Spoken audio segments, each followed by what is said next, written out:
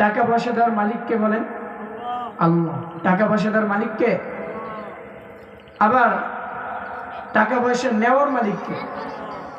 আজকে আমার টাকা পয়সা আছে, কালকে যে আমার থাকবে এরকম কোনো গ্যারান্টি আছে আমার? নাই। এজন্য যদি সামর্থ্য থাকে আমাদের হজ করা, যদি সামর্থ্য থাকে যাকাত আদায় করা, এটা হলো ইসলামের ভিত্তি। আর দিন ইসলামের, অর্থাৎ যেই তিনটা জিনিস মানলেই নয়, মানে এই তিনটা জিনিস মানতেই হবে, বলে যে দিন।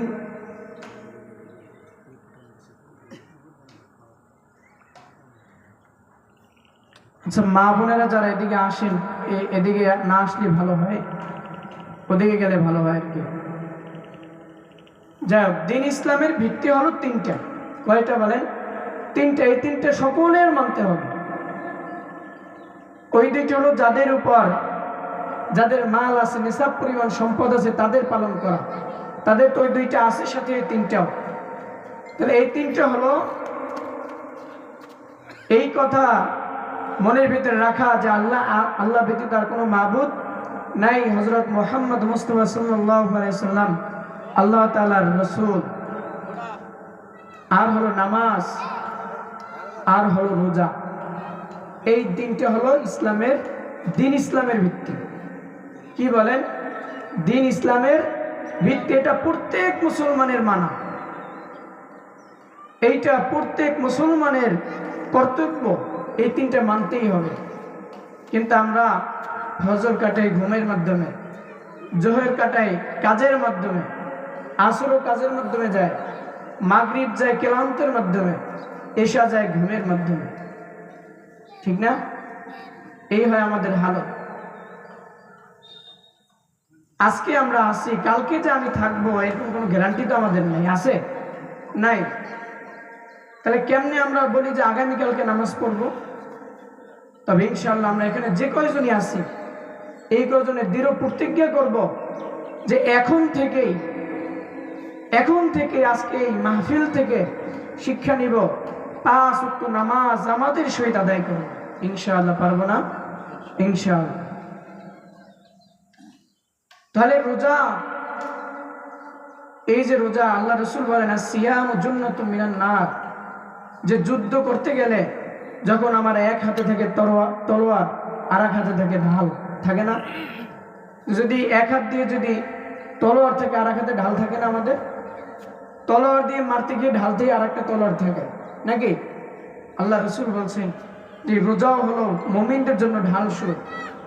এই রোজা কি ঢাল সুর? বলে কি আর কিসের ঢাল? বলে যে এটা জাহান্নামীদের, অর্থাৎ জাহান্নামে যখন যাইতে যাবে তখন এই রোজা তোমাকে ঢাল হিসেবে রেখে দেবে। বলে কেমনে? হয় যখনই তোমার ইন্তেকাল হয়, আর যখনই তোমাকে জাহান্নামী ফেরেশতারা নিতে আসে, বলে যে ও আমার খাদ্য, ওকে আমার কাছে নিয়ে যাব, আমি আমার খাদ্য ও। তখন রোজা ঈশা বলে যে না, ও তোমার খাদ্য নয়, কারণ দুনিয়াতে সে যদি চাইতো দিনের বেলা খেয়ে থাকতে পারত, কিন্তু সে আল্লাহকে ভয় করছে। আল্লাহকে ভয় করার পরও তৃষ্ণা তো লাগছে, কিন্তু আল্লাহকে ভয় করার কারণে সে পানি পান করে নাই। সে খুব ক্ষুধার্ত হয়েছে, কিন্তু আল্লাহ তাআলাকে ভয় করছে, এজন্য সে খাদ্য পান করে নাই, সে খাদ্য খায় নাই।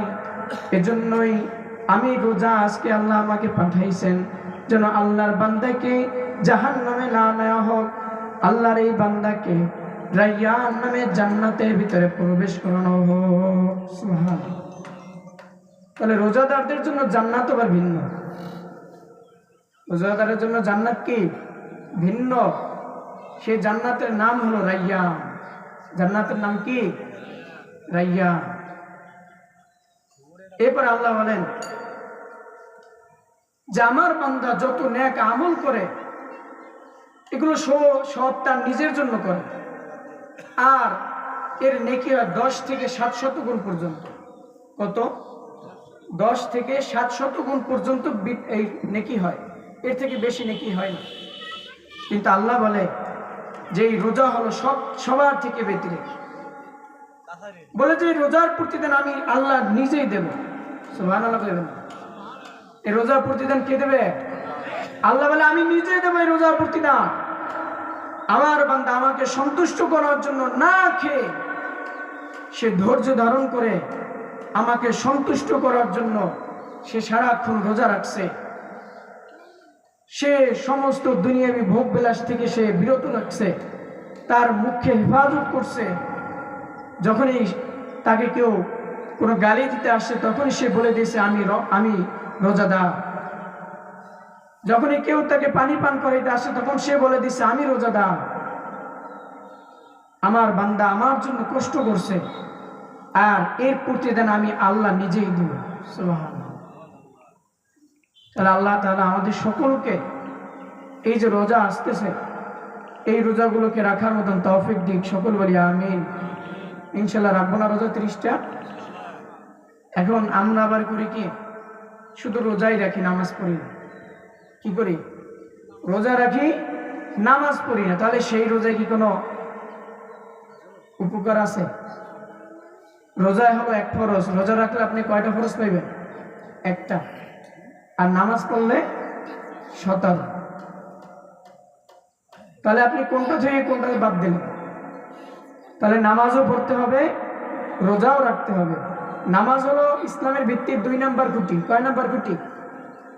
আপনাদেরকে আমি বুঝাই। আল্লাহ রাসূল এইভাবে বলছেন যে একটা ময়দানের ভিতরে একটা তাঁবু টানাইতে বলছেন সাহাবীদেরকে, যে সাহাবীরা তোমরা একটা তাঁবু টানাও, আর ওই তাঁবুর চারপাশ থেকে 4টা খুঁটি, মাঝখানে একটা খুঁটি বসো। আচ্ছা, আমাদের এখানে যে তাঁবু টানানো হয়েছে চারপাশে 4টা খুঁটি লাগছে না? মাঝখানে একটা খুঁটি লাগছে না? তাহলে যদি এখান থেকে মাঝখানে খুঁটি যদি সরাই ফেলাই তাহলে তাঁবুটা কিরকম আসবে? নিচে ঢোল নামবে না? আল্লাহ রাসূল বলছেন যদি এই 5টা খুঁটির একটা খুঁটি যদি সরানো হয় তাহলে যেইভাবে তাঁবু শক্তভাবে থাকে না, ওইভাবে ইসলামেরও পরিপূর্ণ হুকুম সে মানবে না। তাহলে আমাদের ইসলামের 5টা ভিত্তির 5টাই মানতে হবে নাকি? মানতে হবে না? তাহলে প্রথমে ইসলামের প্রথম ভিত্তিটা কি? কালিমা। তাহলে দ্বিতীয় ভিত্তি কি? নামাজ। তাহলে নামাজ যেহেতু দ্বিতীয় ভিত্তি, তাহলে নামাজ বাদ দিয়ে কি রোজা রাখা যাবে?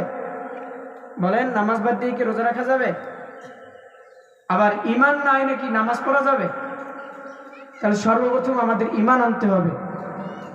ঈমানের পরে আমাদের নামাজ, নামাজের পরে যাকাত, যাকাতের পরে রোজা, রোজার পরে হজ। আল্লাহ তাআলা আমাদের সকলকে আমল করার তৌফিক দান করুন। সকল বলি আমিন। ওয়া আখিরু দাওয়ানা আলহামদুলিল্লাহি রাব্বিল আলামিন।